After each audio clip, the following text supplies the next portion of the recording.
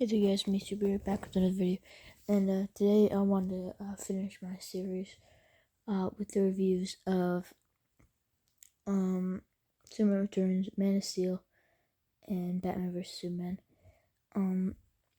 So yeah, I'm just jumping into it with Superman Returns. I like this movie. I think it's pretty good. There are some complaints I have though.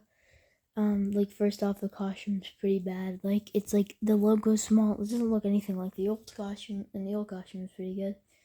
Also, this movie was directed by Bryan Singer and starred Kevin Spacey, which is an odd duo. But yeah, I do like this movie. Also it's weird because does Bryan Singer just like to like cuck James Marsden?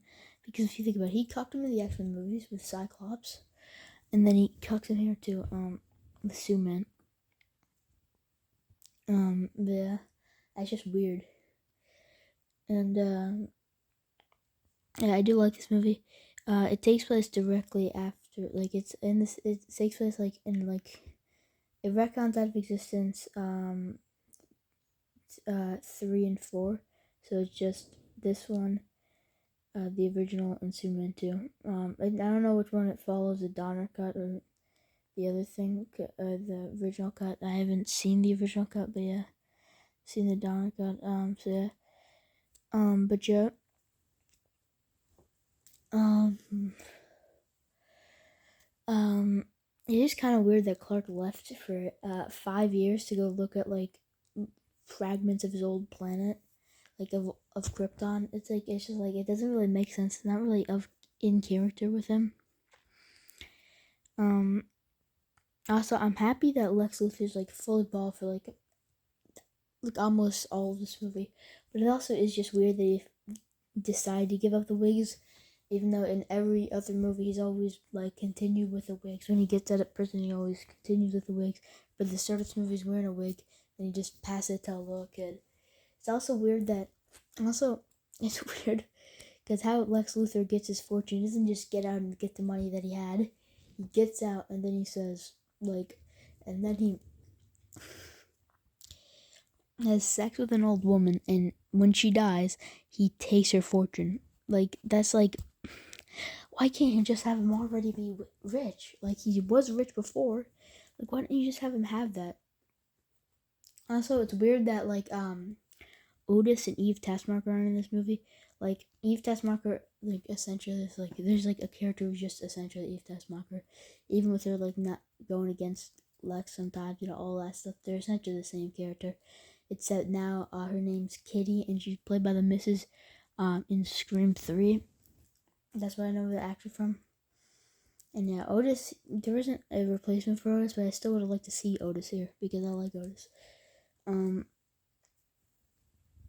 um, uh, um, and also, Harold from Harold, I mean, no, not Harold.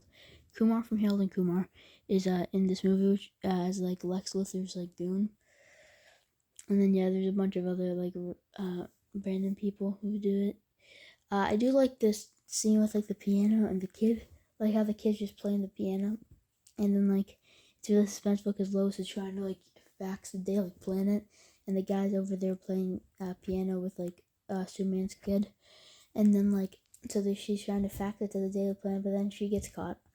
Lois almost gets killed by the guy, but then Superman's son just throws a piano at the guy, killing the guy. That was really cool. So yeah, think about more stuff. Like, I do really like this Lex Luthor. I like him a lot better than the old Lex Luthor. Because like the old Lex Luthor is like he's just not as good. He's still like a crime boss, and he's still technically the same Lex Luthor, but I do think that he does a better job of playing Lex Luthor. And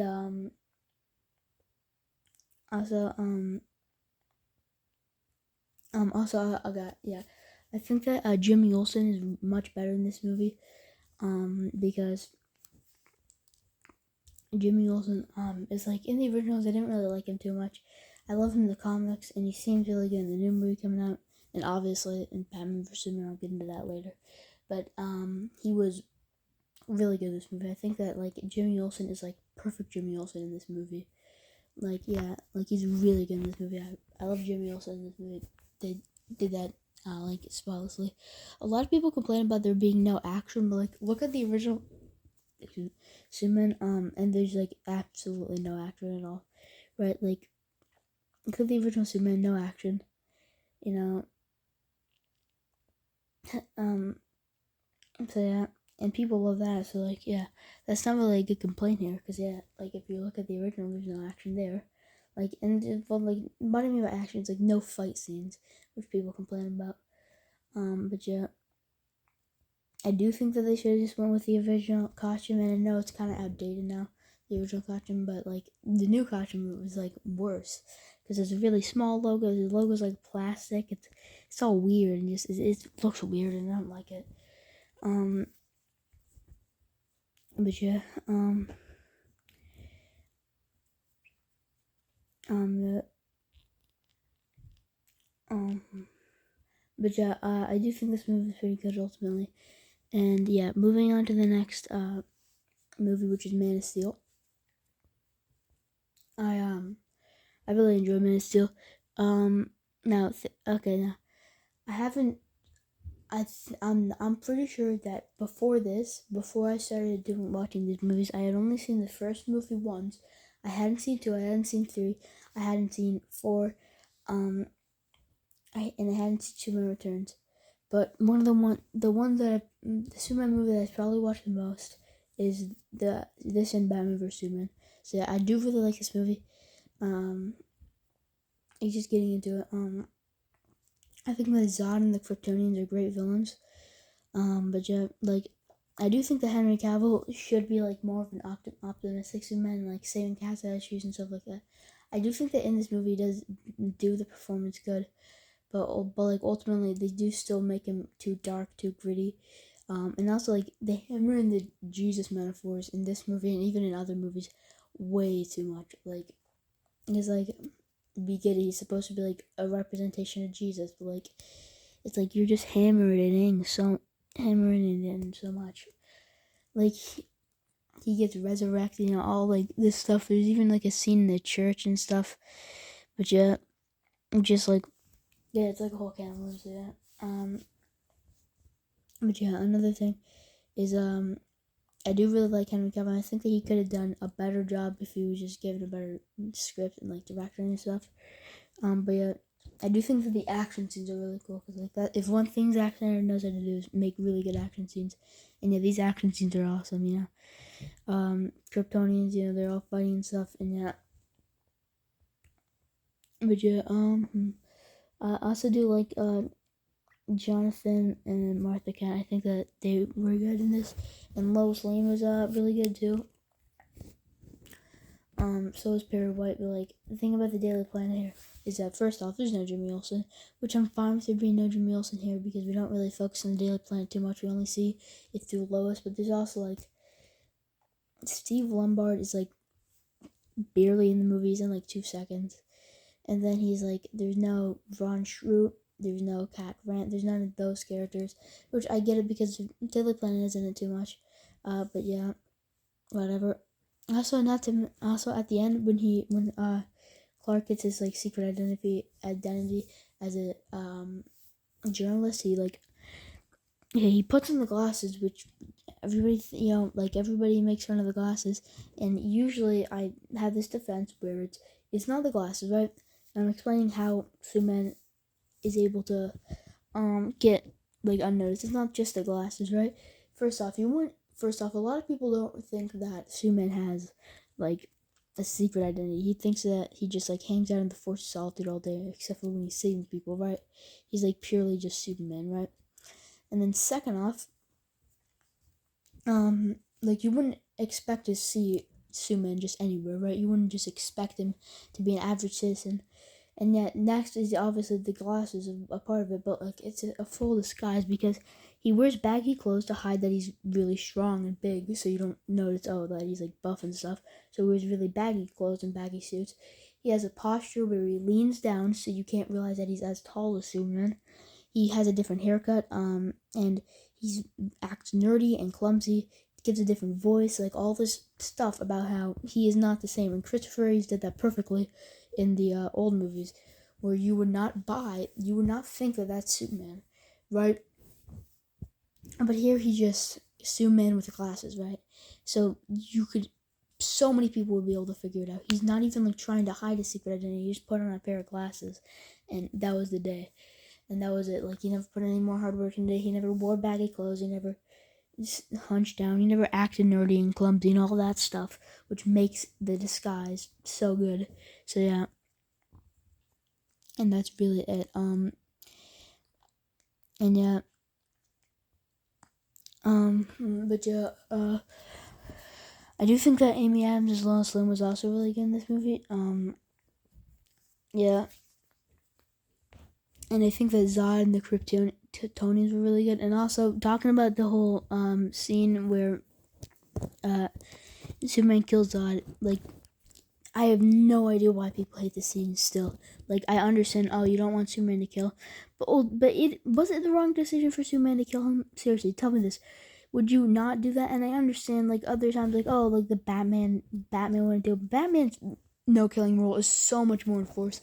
And even in this movie, Superman has a no-killing rule. That's why he doesn't want to kill Zod, and it takes him the last minute just to snap his neck because he doesn't want his family to die. So yeah, Ford obviously has a no-killing rule. He doesn't deliberately say it, but still, that ultimately means a lot when he breaks his neck. So yeah, and then he even gets like sad about it, even though it was the right decision. He knows it, and he would have done it again if he had to. But ultimately, yeah. So, you know. So yeah, but yeah, and even if you look at the people who don't like this movie and particularly hate that part, probably still a lot of them love Superman too. And look at what he does. Look at what Clark does to Zod and his goons in Superman 2. Look at what he does to Zod in particular, right? So Zod, he takes away his powers, gives him, and he hides in the shuttle. It's a whole twist because you think that he's taking away his own powers because Zod made him do it. But then he put it in reverse, so the outside got their powers taken away, but he was in the inside, so he was safe, right? But then he walks out, right, and he grabs Zod's hand, breaks it because he has his powers, and chucks him back into like a big pile of water, which would fall into a pile of water, which would have killed him. But he dies. He kills him, and he doesn't need to because now he's just a man. He is literally just a man. Even Lois Lane kills one of the Kryptonians there. That's how weak they are. Because he just took away their powers. He did not need to kill them all. He could have put them in prison and they would have been fine. But no, he decided to kill Zod for absolutely no reason. He had the advantage. He had powers. They didn't have any powers. So it makes, that's not even too much criticizing Superman 2. I don't like that he did that in Superman 2, but, ultimately you just can't criticize this movie because they did, the same thing, but it was much different because of the stupid... He had to kill Zod. Besides, there wasn't even a prison that would be able to hold Zod except for the Phantom Zone. It should be fair, he did send the rest of the Kryptonians into the Phantom Zone. But yeah, ultimately, yeah, I do really like this movie, even if I could use a more hopeful Superman, and also a brighter Metropolis, a more, whatever. Moving on to Batman vs Superman, which, just I did watch the Ultimate Edition, not by choice. Like I said with the last video, it was the only version that the place where I got it from had. They only had the extended edition. Same thing with the first Superman. But yeah, so Batman vs Superman is half Batman movie, half Superman movie. So I am gonna talk about Batman here, which feels odd because it's a Superman movie review thing. But still, because Batman is a big part of this movie too. But yeah, getting off in this movie, there is a lot of criticisms that I have for this movie, but there are also a lot of good things I have for this movie. So yeah, first off, starting off, Superman is the biggest thing that I hate with this movie, and it was so stupid that I decided to do this, Jimmy Olsen. Yeah, I know. Jimmy Olsen. I talked about how I love Jimmy Olsen so much in Superman Returns. And in the DCU's version of Jimmy Olsen, he's a 30-year-old man. He never meets Superman. He's like a middle-aged man, never meets Superman, and a CIA agent who just gets shot in the head immediately. That's Superman's best friend there. That is Superman's best friend, Jimmy Olsen, and they gave him this disrespect. He doesn't even meet Clark Kent. He works for Lois Lane for 2 seconds. He doesn't even work for the Daily Planet. He doesn't even meet Perry White. Like, he's Jimmy Olsen. He's not. It's just like, oh my god, it's stupid. It's beyond stupid and infuriating to me. And it's like, the reason Zack Snyder gave to that is why he did this is because, well, it's a big universe and there's not really much time for Jimmy Olsen, right? There's not much time for these little guys, so let's just have a little Easter egg of him. He's Jimmy Olsen. You do not need to dedicate 10 films to him. You could have him in the Superman movies as a side character. We don't need that much. We could have just had him in the films as a side character. Oh my god. It's like the stupidest shit ever. It genuinely pisses me off. Like, why would you do that with Jimmy Olsen? You're wasting your opportunity for Jimmy Olsen. You know, you don't even need him in your universe, but you could use him down the line as a character, as an actual comic accurate character, at least slightly comic accurate. Like, whatever. It's just stupid. And also another thing I don't like is that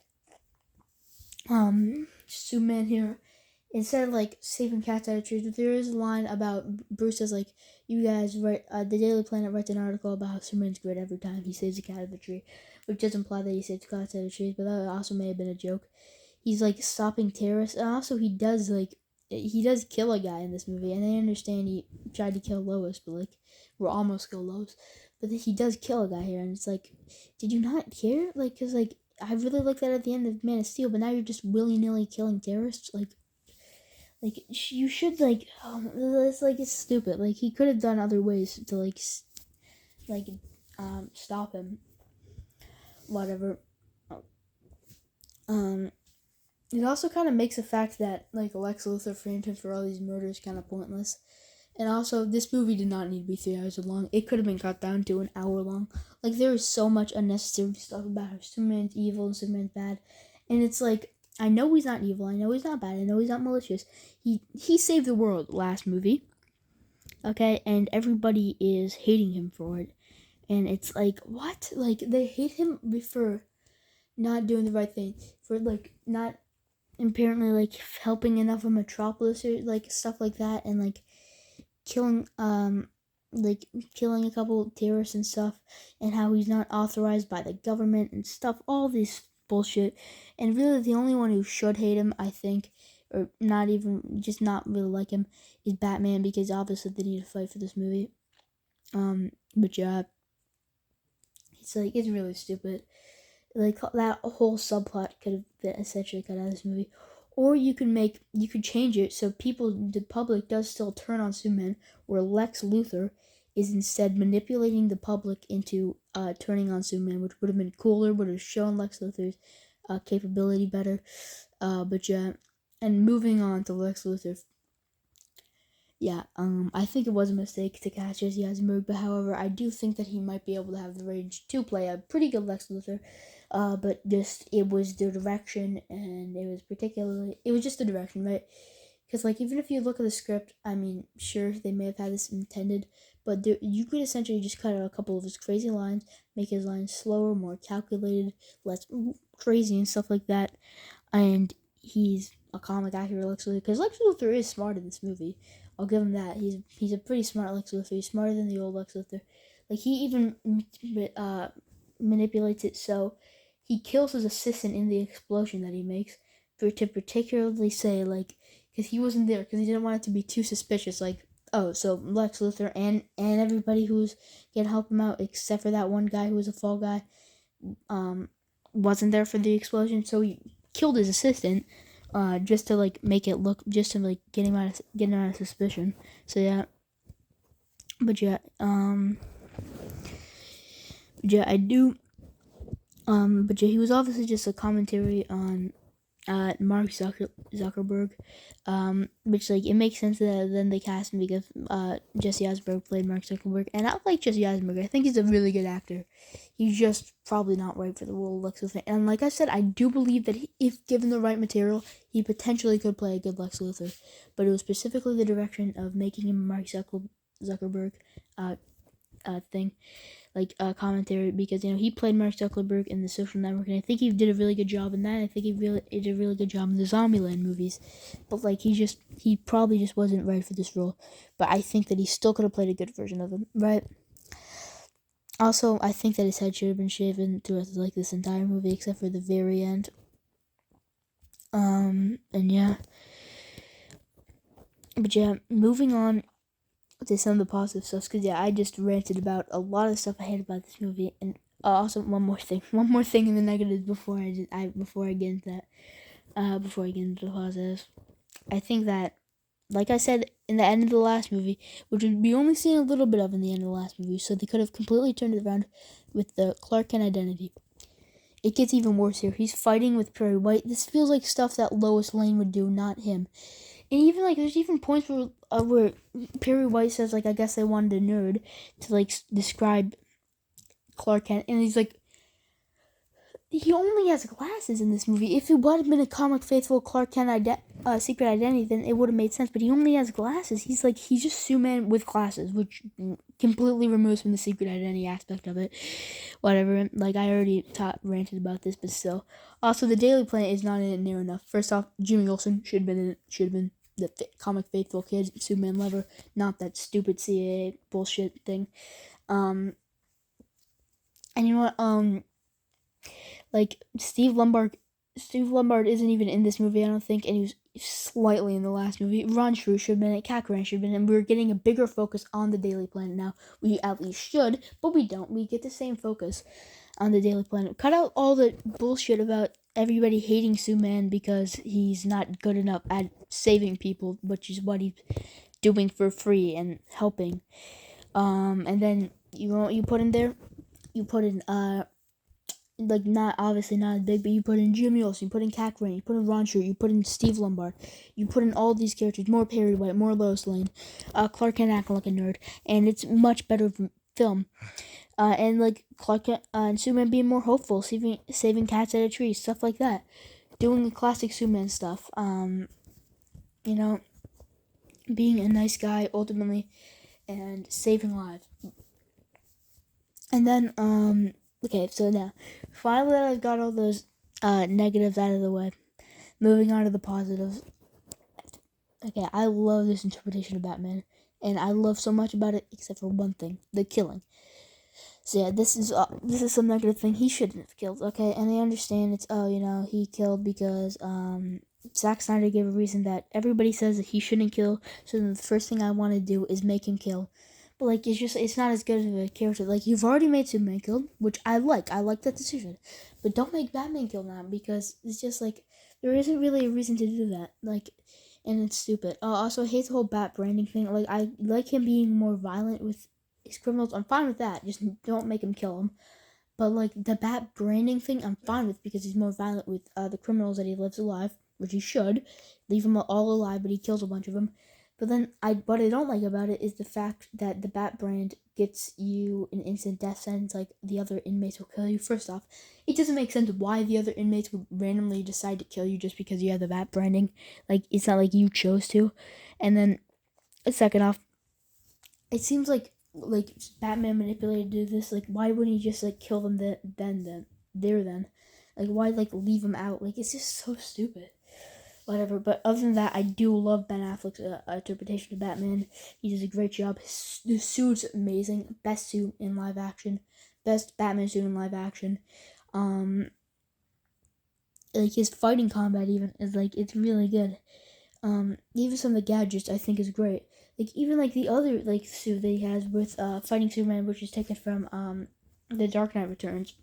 Which a lot of this book is like inspired from the Dark Knight Returns, Death of Superman. It's inspired by a bunch of books, like Dark Knight Returns and Death of Superman.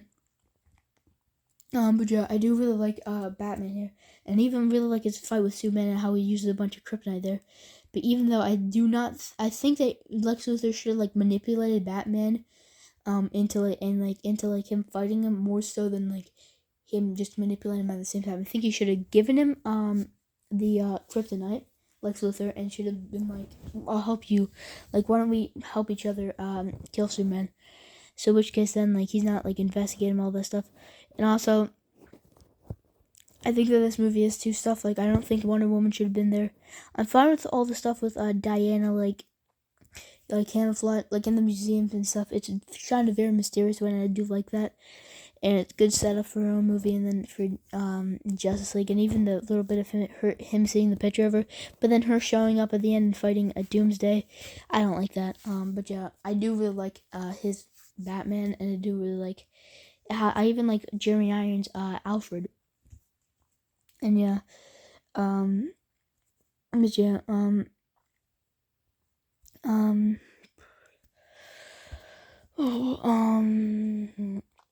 yeah, moving on, Doomsday, like, a lot of people hate the fact that Doomsday was done here, and like, and people even say he's ugly, which, like, okay, listen, he's essentially the comic design, just without the long hair. They should have given him the long hair, and then, like, what can you even complain about them? He's just a comic design, right? Like, it's just stupid.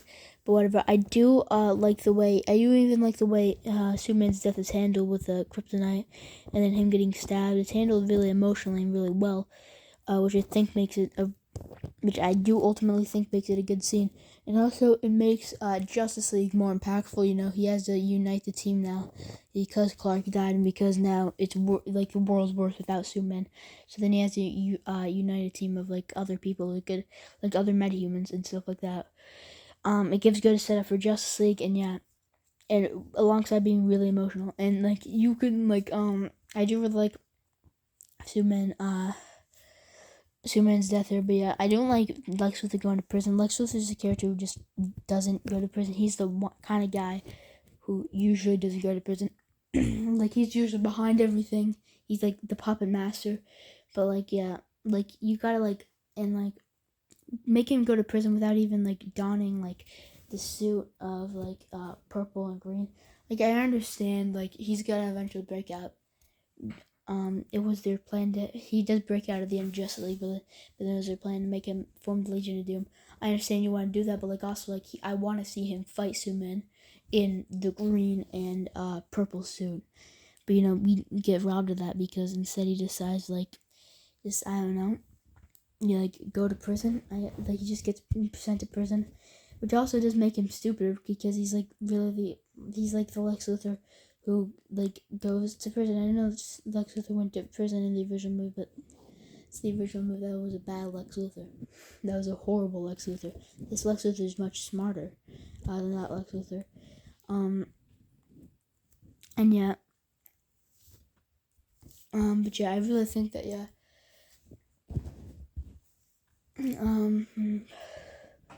But yeah, I do really like this movie. It was really good, and well, I don't know about really good. It was a good movie. I like the movie. It was good. The Batman stuff is usually a lot better. I think that Zack Snyder could make does Batman better than he does like Superman. But I do like Man of Steel a lot. But yeah, the Batman stuff is done really good here. There's a little bit too much setup for Justice League too. Like, I think like oh, you know, it's like kind of like, also, I don't like the Nightmare stuff. Okay, the whole Nightmare thing, like Superman turning evil, I get it. Okay, I like it in a lot of things. And now there's been a complete sentiment where everybody hates it, like, oh my god, it's the worst thing in the world. And it's like, okay, I understand that you don't want Superman to be evil, but like, it's, if when done right, it's done perfectly. Like Injustice, I think that's a case of Superman being evil. Homelander and the Boys, I think that's also a great case of Superman being evil and done really well. But like, in this, it's just like, it kind of seems like I understand Lois Lane, but then he gets manipulated by Darkseid, the guy who killed Lois Lane, at least seemingly, and I understand. I'm like, guys, restore the Snyderverse. I'm happy that the Snyderverse was never restored, and I know that sounds awful, but like, the thing is, Snyderverse sounds awful, guys. The Snyderverse was supposed to happen. And this is what I hear, is how the Nightmare version was supposed to happen, is that in Justice League 2, so because like Justice League 1 and all these movies or at least semi-safe to Superman and all that stuff. No, this was supposed to go full-on outlandish. Justice League 2 was supposed to form the Legion of Doom. Pretty cool, right? Riddler was supposed to kill himself after solving the anti-life equation, which I think is kind of cool because he solves the ultimate riddle and he like has nothing else to do. And then Lex Luthor partners up with Darkseid, Legion of Doom, all this stuff. And then Clark entrusts Bruce to protect Lois, and then they fall in love. Yes, you remember Bruce Wayne and Lois Lane fall in love. They may even conceive a child, but then ultimately Doomsday comes down, kills Lois, Superman turns evil, Nightmare Timeline thing, and then the whole thing where Flash time travels after Superman kills like Batman and the entire Justice League that you see, like the entire like kind of like ragtag Justice League. I'm pretty sure it even had Deadshot in it. Like that you've seen from Zack Snyder's Justice League, but like with Deadshot, and but like also I think it was supposed to have it, but maybe he wouldn't have came to fruition, and Joker and all that stuff. Then, but except for Flash, was supposed to time travel, go back in time, which is the whole Lois is the key. You're right about Superman from the start. All that stuff that was in this movie, but what that was actually supposed to happen instead of just being a dream. He was supposed to say that, and then Bruce would have remembered that. It would have time traveled back to when Lois got killed. Bruce would have remembered that and jumped in front of the laser, saving Lois, which would have never turned Superman evil and stopped Darkseid. And then Superman's son, or maybe it's Batman's son. He doesn't have Superman's powers. He becomes a new Batman, and he's Bruce Kent. Don't tell me you want that to happen, guys. Seriously, like I would be disappointed in the DC fandom if they want that to happen. And Snyder Cult is like I don't even like Snyder Cultists. They're just so annoying. They're like hating on the new Superman movie just for the simple fact that it's not Snyder. Like, are you serious? Snyder even supports the new movie. He's friends with James Gunn. But yeah, that just sounds like a really stupid plan. But yeah, yeah. Anyways, today technically, because I'm filming this at like 1:30 in the morning, but technically today, but really only tomorrow because I'm not gonna, you know what I mean. But like technically today, the new Superman movie comes out, and I'm seeing it opening day, and it's gonna be really cool. I think it looks really good from everything that I've seen, and I'm really excited for it. And yeah, so yeah, I don't know when you're gonna see this, but yeah. Anyways, but yeah, those are my reviews on Superman Returns, Man of Steel, and Batman vs Superman, Dawn of Justice. Anyways, make sure to like, comment, and subscribe, and I'll see you on the next video. Bye.